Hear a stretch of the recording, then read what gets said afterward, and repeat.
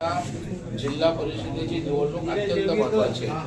जेव्हा रस्त्याचं काम होतं, मी आज दाव्याने सांगतो, हे सगळे कॉन्ट्रॅक्टर झालेत निवडणुका लढवणारे। कोल्हापूरचा आमचा झेडपी मेंबर आहे जो चंद्रकांत कळंबे, कॉन्ट्रॅक्टर तरी बना नाही तर लोकांच्या निवडणुका तरी लढा। कॉन्ट्रॅक्ट घेणार, बिलं काढणार, घरी खोटी बिलं काढणार, कसं काम होणार सांगा मला। एखाद्या कामावर त्या ठिकाणी 50 लाखाचा निधी टाकला, 50 लाखाचं काम झालं पाहिजे ना। माझा दावा आहे माड कोल्हापूर मधली मी नंतर कामांची पण चौकशी लावणार आहे की ऍक्च्युअली कामं किती झाली, निधी किती आला आणि काम किती झाले।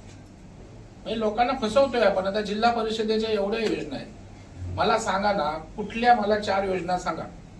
चांगली शाळा कुणी आदर्श शाळा बनवली, मॉडेल शाळा एखाद्या जिल्हा परिषद सदस्यांनी, कुठलं चांगलं आरोग्य केंद्र एखादं, तिथं डॉक्टर आहेत का, नर्सेस आहेत का, मशिनरी आहेत का। तुम्हाला आत्मीयता नसेल तर काय होत नाही। इथे निवडणुका लढवा, कॉन्ट्रॅक्ट घ्या, 2-4 बगल बच्चांना पोसा, याच्या पलीकडे लोकांचा उद्देश नाही।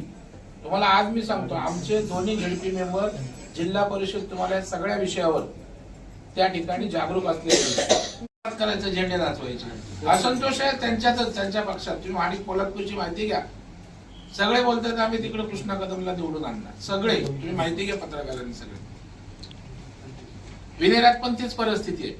हे जिल्हा हेच मेंबर हेच ठेका घेणार, त्यांच्याच भावाला बहिणीला ठेके देणार। तुम्ही कोणासाठी आहात? निवडून कोणासाठी येता? लोकांसाठी ना। निवडून येईपर्यंत लोकांचे हात जोडणार, निवडून आले की तुम्ही ठेकेदार बनणार। आमचे दोन्ही झेडपी मेंबर ठेकेदार बनणार नाही। हो बिपिनदा, मी आज जाहीर करतो तुमच्याकडून, स्वतः अजिबात ठेकेदार बनणार नाहीत। मग त्याच्यातच गुरफटतात। कामं घ्या, बिलं काढा, खोटी बिलं काढा, खऱ्याचं खोटं करा, आणि याची चीड येते। म्हणजे मी हे बोलतोय हे राजकीय नाही, मी इथून बोलतोय। चित्र बदलायचं म्हणून मी आता आज उद्या 2 दिवस आहे, माझी तब्येतही ठीक नाही, पण शेवटी लोकांसाठी आपल्याला काम करायचं आहे।